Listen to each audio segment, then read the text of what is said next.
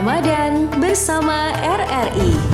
Harmoni, satukan hati. Bismillahirrahmanirrahim. Assalamualaikum warahmatullahi wabarakatuh. Alhamdulillah di Mozaik Ramadan sore ini, tepatnya 29 Maret 2024 kita berjumpa kembali di sore ini, pendengar, dengan topik berbagi bersama anak pesisir Kota Bau-Bau. Nanti kita akan tanya-tanya seperti apa kegiatannya, terus juga nanti siapa saja mungkin yang ikut serta di dalamnya. Tapi nanti kita tanya-tanya deh ya. Saya sudah bersama narasumber kita di sore hari ini dengan Kak Yunan SPD ya. Ya, Saya halo. panggilnya Kak Yunan atau Kayunan. Bapak ini? Kak Yunan saja. Ya, betul. Oke, Kak Yunan, langsung saja ya karena topik kita ini tentang berbagi bersama anak-anak pesisir. Siap. Ya. Sebenarnya kegiatannya ini memang sudah berlangsung setiap tahun atau baru tahun ini? Ya, baik. Untuk kegiatannya ini sendiri kami tagline-nya itu ngabuburit. Jadi konsepnya memang kami berbagi kepada anak-anak yang ada di pesisir, wilayah Kota Bau-Bau khususnya, itu ada 2 lokasi sebenarnya. Tapi tahun ini 3 lokasi. Kegiatannya sendiri memang reguler setiap tahun. Setiap Ramadan datang, itu kegiatan ini selalu terlaksana oleh kami. Jadi lokasinya itu ada di Palabusa, kemudian juga di Kolagana, dan juga ada di Tampuna. Palabusa, Kolagana, dan Tampuna. Ya, Tampuna itu betul. di mana ya? Tampuna itu di bagian Kelurahan Tampuna, Kecamatan Bungi, setelah Wonco. Oh, setelah Wonco. Iya. Ya, ngerti, nggak tahu. Berarti di situ semua anak-anak pesisir yang tergabung. Ya, betul sekali. Karena sebelumnya memang kami sudah punya anak-anak binaan di sana.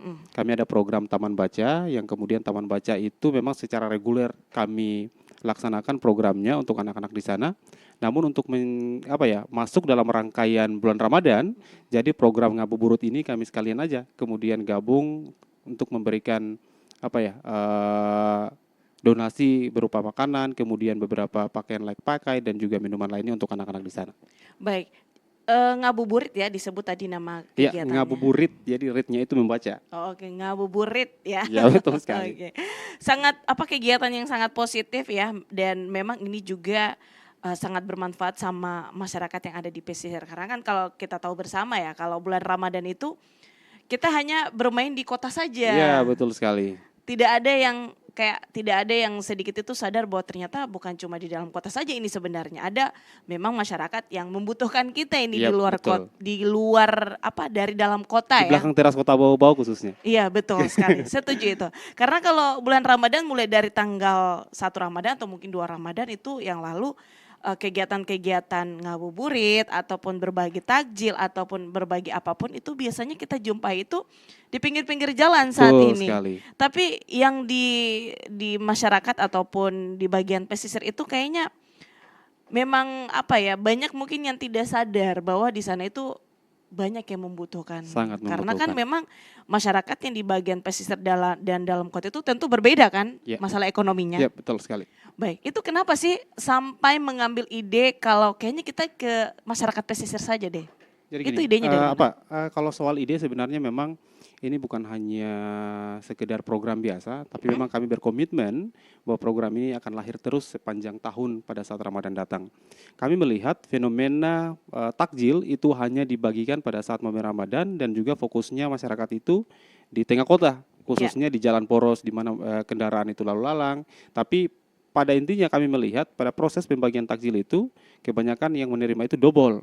Ya, Iya. betul. Saya kurang tahu apakah itu tepat sasaran atau memang walaupun memang pada dasarnya niatnya orang yang membagikan itu baik ya, tapi kita di sini lebih mengutamakan bahwa yang menerima itu tepat sasaran, kemudian juga memang betul-betul mereka yang menerima itu memang yang membutuhkan seperti itu. Jadi memang pada saat kami membuat program ini, kami sudah berniat bahwa anak-anak di pesisir khususnya di belakang teras Kota Bau-Bau yang selama ini mungkin jarang mendapatkan bantuan seperti itu, kami langsung saja ke sana. Khususnya di 2 lokasi ini yang bukan Tampuna ya, Palabusa dan Kolagana. Walaupun Kolagana ini masuk dalam wilayah Kelurahan Palabusa. Iya. Di Kolagana itu ada SD Negeri Kecil Kolagana namanya.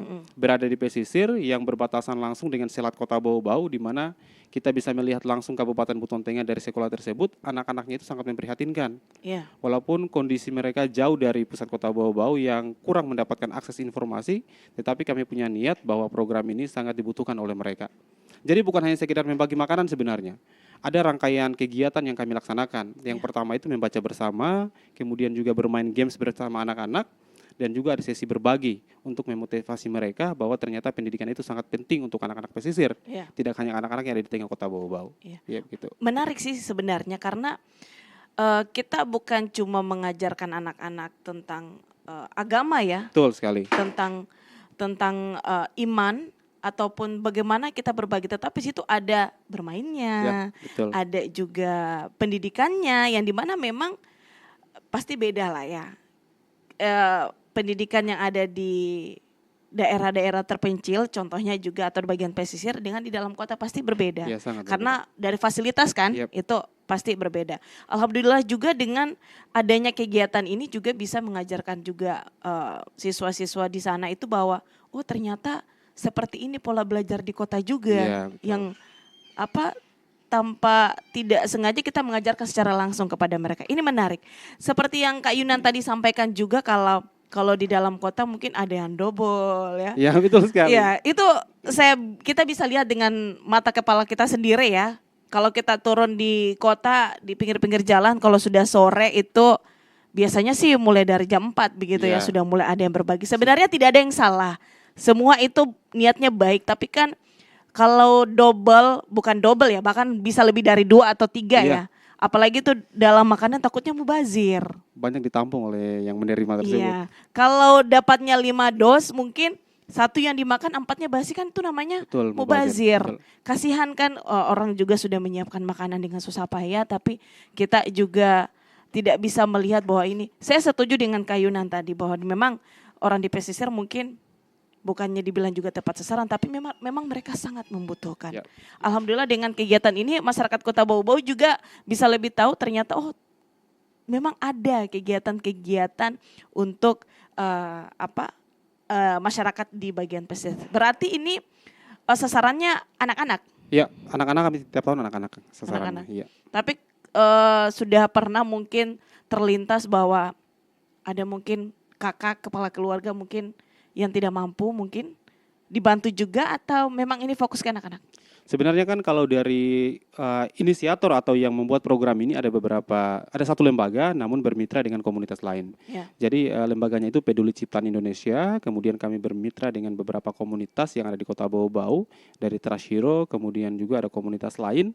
Jadi sebelumnya memang selain program membagikan makanan kepada anak-anak, kami ada membagi sembako juga kepada masyarakat yang membutuhkan, khususnya untuk kalangan-kalangan keluarga yang memang secara khusus mereka berada di ekonomi menengah ke bawah seperti itu. Itu tidak hanya makanan sebenarnya, hanya karena momennya masuk Ramadan, jadi kami inisiasi untuk membagikan makanan kepada anak-anak seperti itu. Oh baik, karena memang kan Ramadan apapun yang kita lakukan pasti pahalanya Iya, betul sangat sekali. berlipat ganda, Iya. luar biasa sekali.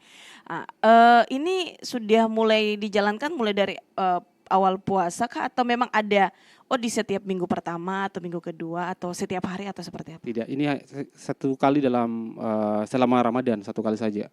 Ya, karena memang kita programnya itu dari 2018 hingga saat ini. Secara konsisten memang terus kita lakukan. Berarti di setiap satu lokasi itu satu kali ya, Iya, betul sekali. tapi tidak diadakan satu hari satu. Atau Kan langsung tiga lokasi? Tiga lokasi Waduh. tiga lokasi tadi itu sekalian. Oh Dia begitu. berderet dia.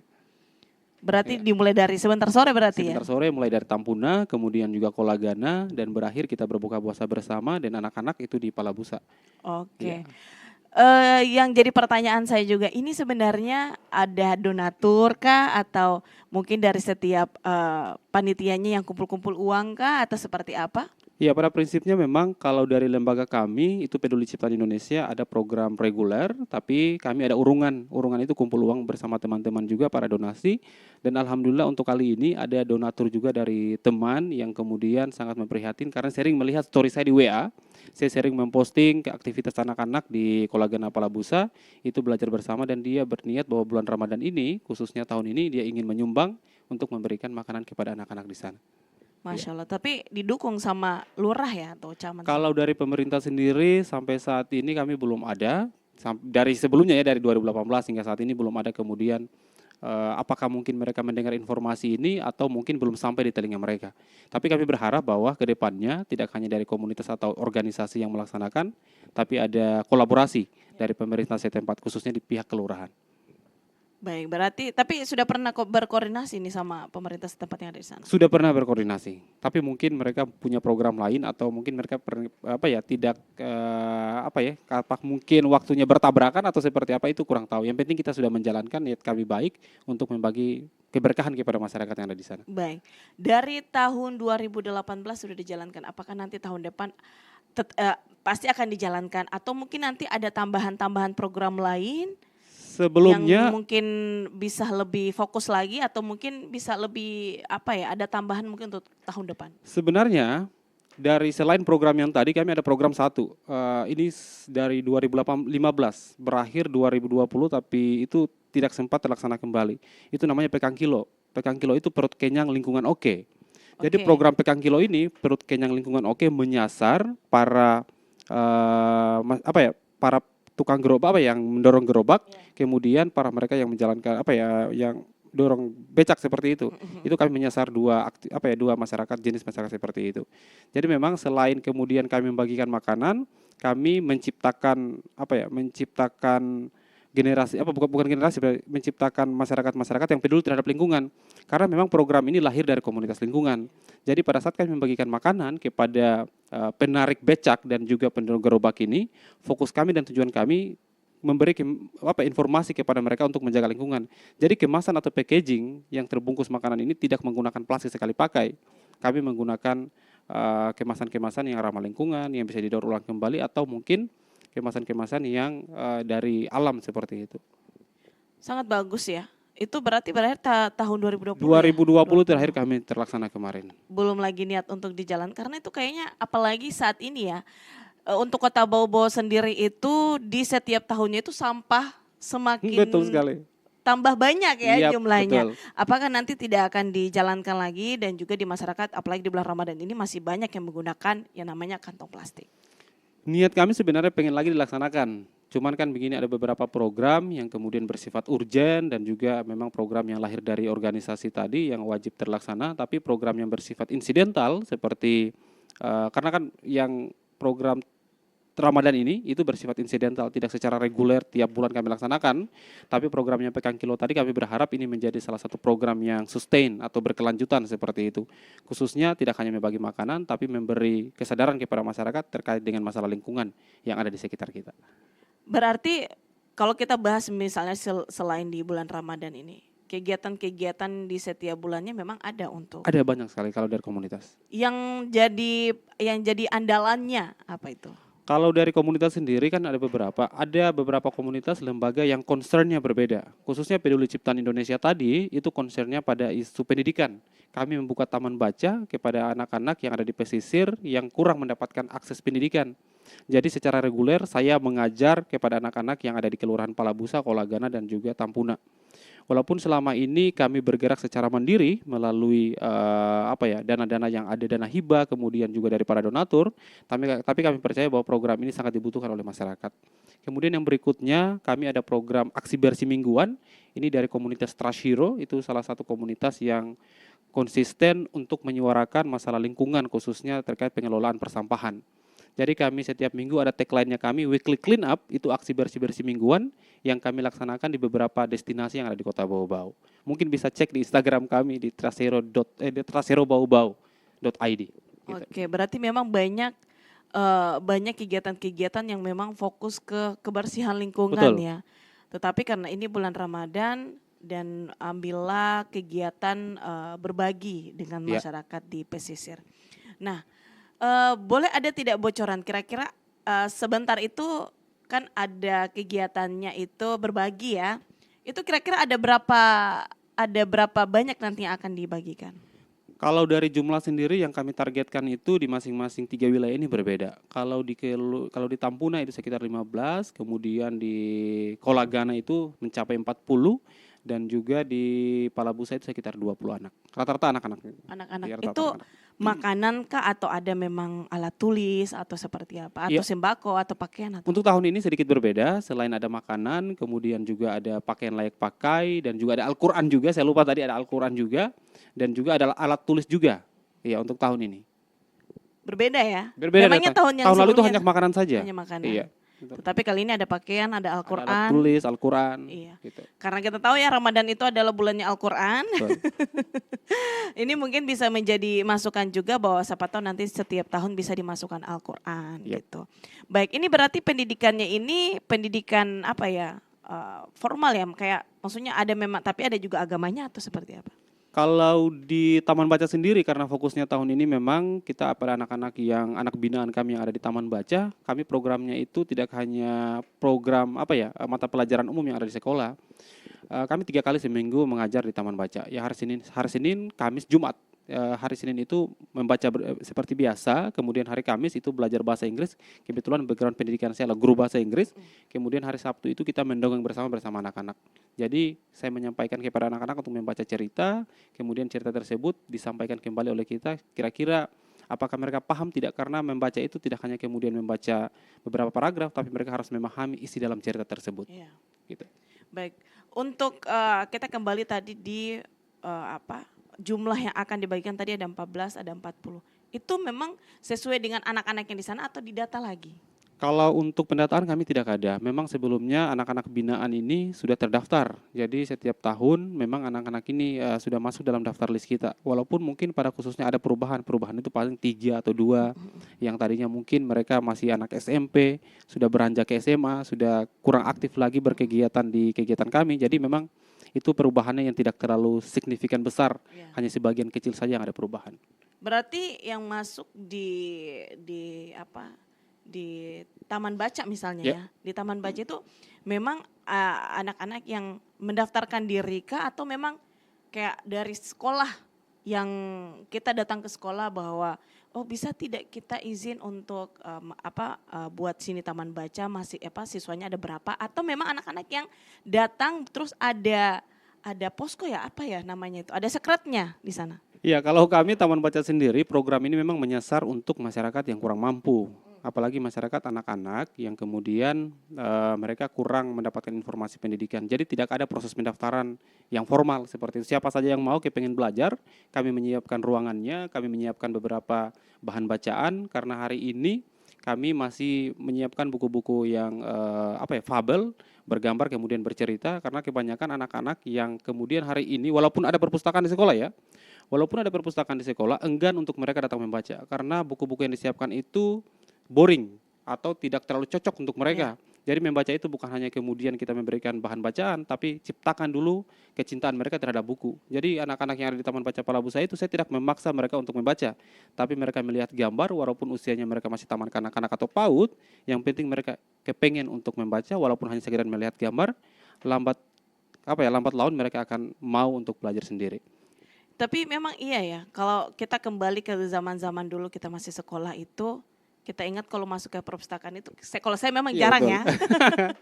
Itu jarangnya bukannya tidak ada minat untuk membaca, tetapi memang buku-bukunya yang dimana betul itu sekali. semua kayak terlalu formal. Banyak begitu. tulisan. Banyak tulisan, baru tidak ada kayak buku cerita yang memang gambar ya. Ya. Apalagi kan kalau anak-anak itu peralihan dari taman kanak-kanak kayak sekolah dasar Iya, itu betul. bukan mau langsung saja belajar bagaimana, tapi kan harus ada adaptasi Ya, juga betul sekali. untuk bagaimana peralihannya itu.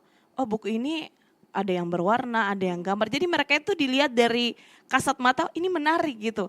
Saya saja waktu sekolah ya tidak pernah masuk perpustakaan karena memang buku-bukunya itu kayak jadul, Ya, terus betul. ya paling yang didapat seperti buku cetak pada umumnya kita mau belajar ya seperti itu. Tapi Kayunan ini merupakan kegiatan yang sangat sangat menarik ya untuk adik-adik kita. Tetapi yang saya mau tanyakan ini, apakah para orang tua menyetujui anak-anaknya untuk belajar di tempat Kayunan, ataukah mungkin ada orang tua yang melarang anaknya? Kan biasanya ada memang yang overprotective ke anaknya. Pernah tidak menemukan yang itu? Memang kondisi masyarakat yang ada di pesisir itu dan di kota khususnya para orang tua berbeda karakternya. Khususnya mereka yang ada di pesisir, fokusnya mereka itu lebih kepada apa ya, ekonomi seperti itu. Kondisi contohnya di Palabusa. Palabusa dan Kolagana itu punya karakter masyarakat yang berbeda. Di Kolagana kita bisa melihat masyarakat itu kalau boleh dibilang ekonomi mereka paling mungkin di bawah menengah. Karena kondisi rumahnya mereka memprihatinkan, kemudian pendidikan juga memprihatinkan. Beda dengan Palabusa. Palabusa itu baru kita masuk, mungkin sudah pernah ya ke Palabusa ya. Iya sih, baru Pusat beberapa budidaya kali. mutiara yang ada di Kota Iya, Bau. baru beberapa kali. Baru pertama kali kita masuk Palabusa, kita sudah bisa melihat rumah-rumah yang ada di sana, kebanyakan rumah batu. Iya. Seperti itu berbeda karena rumahnya mereka bagus, tapi pendidikannya kurang. Karena jujur saja, sewaktu pertama kali kan program saya ini masuk 2017 di Palabusa itu program Taman Baca. Saya coba mencari rumah yang bisa dikontrak karena kami hari ini sistemnya kontrak kita mengontrak rumah yang ada di Palabusa untuk dijadikan taman baca. Saya melihat anak-anak di sana itu ekonominya bagus, orang tuanya bagus juga ekonominya, tapi kepedulian orang tuanya terhadap pendidikan anak-anak itu masih kurang. Iya. Jadi aktivitas masyarakat di sana itu sebagian besar adalah petani rumput laut. Jadi petani rumput laut ini kemudian anak-anak setelah pulang sekolah, karena hanya ada satu sekolah yang ada di Palabusa, itu SD 1 Batara Guru. Setelah pulang sekolah, mereka pulang ke rumah, mereka harus membantu orang tua. Turun ke laut, kemudian mengikat rumput laut. Sepanjang 5 depa itu mereka mendapatkan Rp1.000. Jadi mindset seperti itu yang kemudian ditanamkan kepada anak-anak. Jadi minat anak-anak itu untuk belajar itu sangat kurang. Iya. Setelah Taman Baca masuk, itu alhamdulillah luar biasa sekali perubahannya. Yang tadinya anak-anak saya bisa melihat ada presentase keberhasilannya.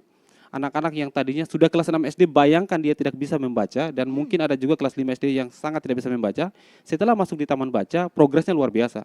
Dia 2 kali tinggal kelas. 2 kali tinggal kelas setelah aktif dan kemudian mendapatkan bimbingan dari kami, itu dia naik kelas, mendapat posisi pertama, ranking pertama di sekolahnya. Itu salah satu feedback yang luar biasa untuk kami. Walaupun secara khusus saya tidak dibayar oleh masyarakat, Iya, betul. walaupun dukungan masyarakat itu kecil, tapi secara konsisten saya percaya akan ada perubahan dari program ini yang kami ciptakan. Itu sih. Adanya kepuasan tersendiri Betul ya, sekali. lihat yang kita bina itu berhasil. Yap. Masya Allah. Tapi kok saya heran ya, kok dari pemerintah misalnya dari pihak sekolah anak-anak sudah tinggal kelas 2 kali, kok tidak ada mereka lebih berkonsentrasi begitu, apakah mungkin merubah pelajarannya atau metodenya seperti apa sampai kok di sana ada sampai 2 kali tinggal kelas, terus juga tidak tahu membaca sampai kelas 6 SD. Kalau di kota kan kita orang tua mungkin masih juga sibuk sama pekerjaan, tapi kalau anak-anak yang tidak tahu membaca kayaknya agak bagaimana ya, kalau kelas 1, kelas 2 tidak tahu membaca tuh orang tua sudah mulai panik. Betul. Nah, kalau di sana itu seperti apa? Jadi sebenarnya bukan kesalahan dari guru, tapi sistem dan konsep pembelajaran itu yang membuat anak-anak tidak berkembang. Oh, Jadi iya. beda dengan komunitas ya. Kalau kita komunitas, kita punya banyak kreativitas yang kemudian membuat anak-anak itu pengen belajar. Iya. Tidak hanya kemudian pembelajaran satu arah, yang tadinya kita coba bertanya terus sama anak-anak, memaksa mereka untuk menjawab, tidak seperti itu. Iya. Kita selingan untuk bermain sambil belajar, itu yang kemudian kami ciptakan untuk anak-anak yang tadinya mereka takut bahwa taman baca ini sama dengan lembaga formal Iya. yang ada di sekolah. Tapi ternyata tidak. Di dalam itu kami menciptakan ruang-ruang belajar bahwa anak-anak itu bisa bermain, kemudian juga mereka bisa mengeksplor dirinya sendiri, dan juga khususnya kepada orang tua. Tadinya kami membuat program ini tidak langsung menembak anak-anak, langsung datang ke taman baca, bukan seperti itu. Kami memberikan edukasi kepada orang tua bahwa ini sangat penting untuk pendidikan anak-anaknya di tahun yang akan datang. Karena jujur, wilayah Kecamatan Lelea, khususnya untuk Palabusa dan Kolagana tadi, masuk dalam posisi keempat terhadap kasus kekerasan terhadap perempuan dan anak. Itu khususnya juga beberapa tahun lalu, beberapa kasus terkait dengan kekerasan tadi itu sangat marak dilakukan di sana. Walaupun mungkin sampai hari ini kita belum melihat data-data secara signifikan apakah itu ada lagi atau tidak. Tapi di DP3A itu sudah ada datanya. Makanya kita berharap bahwa program ini tidak hanya kemudian konsen terhadap isu literasi, tetapi kekerasan terhadap perempuan dan anak ini masuk juga dalam pendidikan orang tua yang untuk bisa mengedukasi anaknya sendiri. Iya. Kalau itu sih saya pernah mendengar ya, khususnya di daerah Palabusa, di mana di sana tingkat kekerasan, khususnya rumah tangga ya, dan di sana juga para istri juga tidak bisa melawan karena biar bagaimana itu adalah suaminya, dan itu memang sempat terdengar, cuma kalau kita tidak memang masuk ke sana untuk lebih teliti ya masalah yang seperti ini, itu agak memang akan terus terjadi. Yep. Kasihan anak-anak gitu kalau sudah masih muda diperlihatkan dengan yang namanya kekerasan, pasti kedepannya akan ikut begitu. Tapi mudah-mudahan juga ini bisa didengar sama pemerintah ya, biar lebih nanti kalau ke sana jalan-jalan bisa lebih dicek, terus juga diperiksa ini sebenarnya penyebabnya apa dan lain sebagainya. Baik, untuk tantangan saya mau tanya ini, apa sih tantangannya dalam menjalankan semua kegiatan ini? Karena kegiatan ini dia bersifat volunteer atau relawan, jadi sulit untuk meregenerasi anak-anak muda di Kota Bau-Bau. Butuh konsistensi dan juga kerja keras untuk bisa berkolaborasi dengan komunitas lain untuk menggerakkan kegiatan yang sama. Karena jujur, kita ini punya niat yang baik, tapi mungkin ada beberapa egosentris yang kemudian lahir dari beberapa komunitas, yang ini mungkin perlu dibendung begitu, perlu di-cut dari tengah. Karena jujur saja, walaupun komunitasnya ini banyak di Kota Bau-Bau, tapi tidak konsisten, itu sulit untuk kita mencapai target dan tujuan tersebut.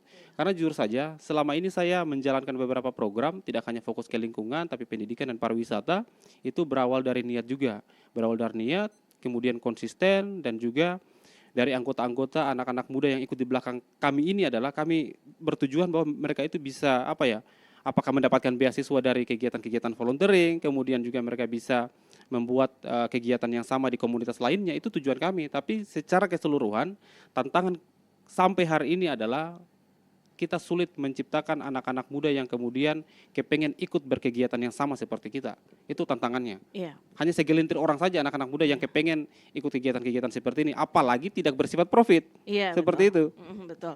Apalagi zaman sekarang ya, Betul kita sekali. dihadapkan sama anak-anak muda Gen Z Ya. yang tentunya pola pikirnya juga berbeda sama kita yang umur-umur yang seperti sekarang. Dan juga memang tantangannya bukan cuma dari organisasinya Kak Yunan saja kayaknya. Hampir semua ormas-ormas juga yang ingin merekrut anak-anak muda itu agak susah. Iya. Apalagi ini tidak ada gaji ya. Ini bersifat relawan, paling cuma 1 atau 2 orang dan Iya. konsistennya juga itu yang memang agak susah ditemukan di anak muda saat ini.